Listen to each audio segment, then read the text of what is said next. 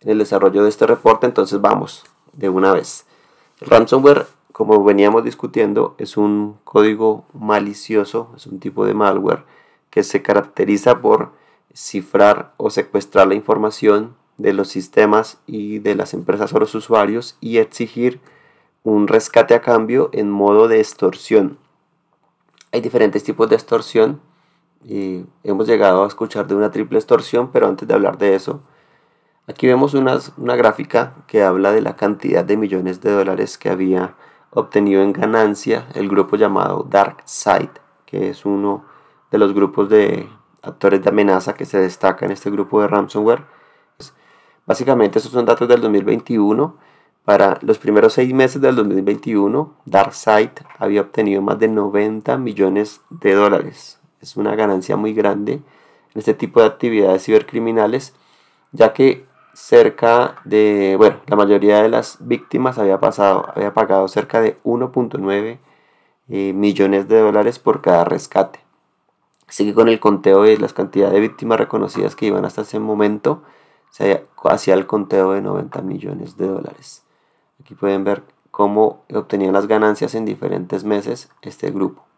Entonces, hablamos de una extorsión. Primero hablábamos de una simple extorsión que era si me paga o no le doy sus archivos. Luego hablábamos de una doble extorsión, como vemos aquí. La primera, rescate por los archivos. La segunda, extorsión por no divulgar la información pública a nivel público. Entonces, el ransomware también se encarga de hacer filtración de datos, de sacar al exterior los datos y los archivos sensibles para poder demostrar que sí los tienen. El grupo de actor de amenaza a los cibercriminales. El 50% del total de las operaciones de ransomware, en total y en promedio, hacen exfiltración de datos. Tengamos ese dato claro, porque eso también ayuda a esta doble extorsión. Entonces, la primera, tengo tus archivos, los quieres recuperar, tienes que pagar una cantidad grande de dinero, si no, no te los doy, de acuerdo a la víctima. La segunda, entonces voy a ejercer más presión y los grupos de actores de amenaza dicen, si no me pagas el dinero, voy a hacer público que tuviste una filtración de datos y un incidente de seguridad para que tu reputación caiga, para que muchas empresas, tus terceros aliados, tus socios de negocio sepan que fuiste víctima de ransomware y que tu información sensible y confidencial fue desfiltrada. Hubo una filtración de datos. Entonces, si no me paga en tal fecha y tal hora, voy a publicar todos sus datos en la internet, en un blog público donde todos puedan ingresar. Y en el 2021 también empezamos a hablar de tipo triple extorsión. ¿A qué se debe esto? Entonces, básicamente en Europa, unos cibercriminales ejecutaron ransomware y lo hicieron con éxito en un hospital y realizaron los dos tipos de extorsión, pero fueron más allá, porque obtuvieron la información sensible y confidencial de las víctimas, que eran los pacientes del hospital, donde estaban los registros médicos imagínense a alguien que tenga citas de psiquiatría, de psicología, que sepan si tiene alguna enfermedad extraña, una enfermedad huérfana, una enfermedad terminal. Esto seguramente es únicamente para el usuario, ¿sí?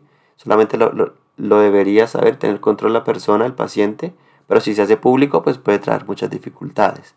Entonces, los cibercriminales lo que hicieron es contactar a cada uno de los pacientes del hospital para pedirle una cifra menor para que cada uno de ellos pagara porque no fueran publicados sus registros médicos.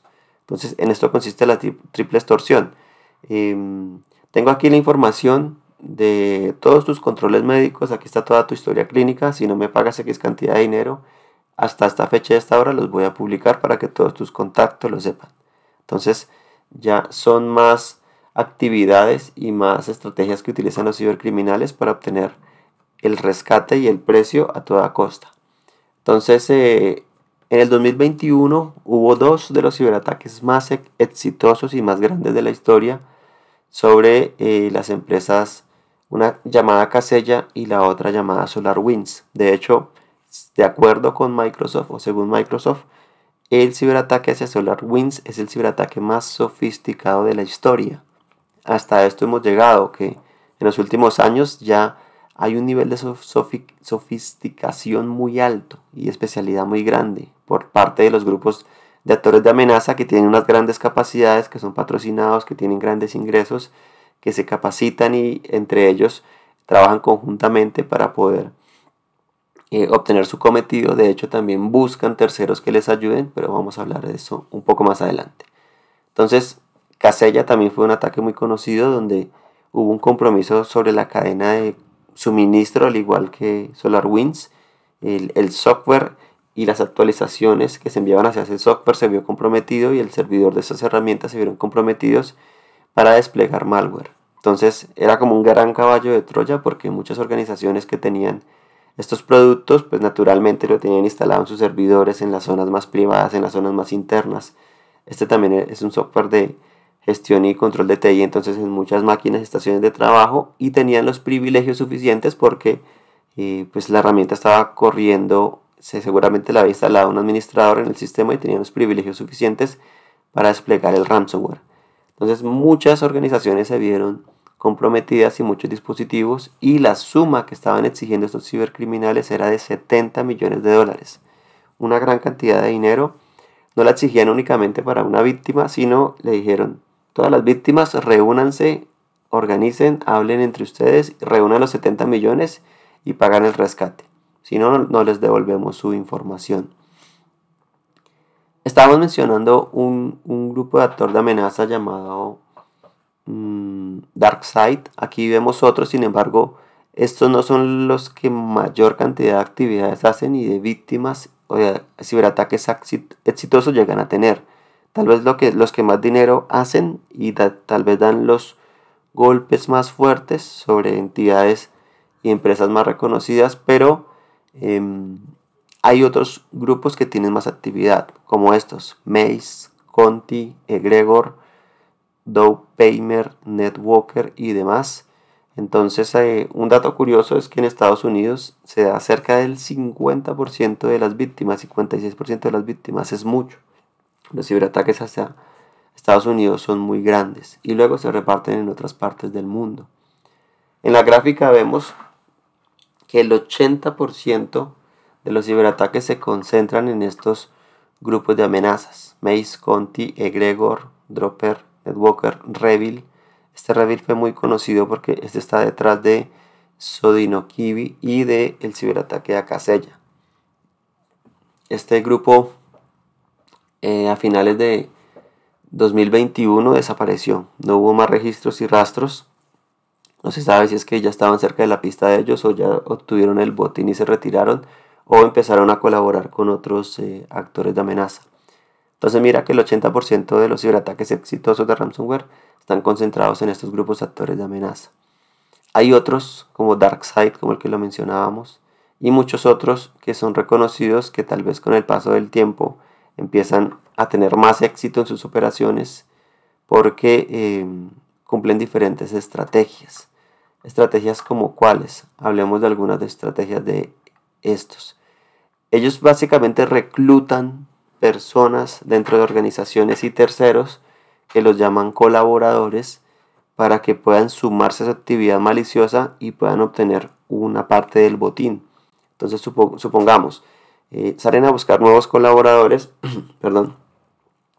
Estos colaboradores reciben todo su arsenal de herramientas especializadas, de las técnicas, tácticas y procedimientos que utilizan para que ellos mismos traten de buscar nuevas víctimas, ellos mismos traten de buscar una empresa objetivo, empiecen a lanzar sus campañas de ingeniería social, sus campañas de phishing, lleguen con una víctima, se obtengan el acceso a una organización y puedan cifrar muchas máquinas. La llave para el descifrado y los pagos los maneja el actor de amenaza principal. Estos actores de amenaza los manejan. Por ejemplo, más abajo vamos a ver cómo funciona un malware para DarkSide, cuáles son las técnicas, tácticas, la estrategia que ellos utilizan y el procedimiento para hacer estos ciberataques. Entonces consiguen estos aliados, estos terceros, y de las nuevas víctimas que obtengan les dan una parte del botín. 10%, 15%, 25% de acuerdo a la cantidad y el tamaño de la víctima que se consiga. También consiguen unas personas que llaman insiders, que es, tú estás dentro de la organización, te doy $25,000 si me ayudas con tu usuario y contraseña de dominio y me das un acceso de VPN remota para poder entrar a alguna máquina.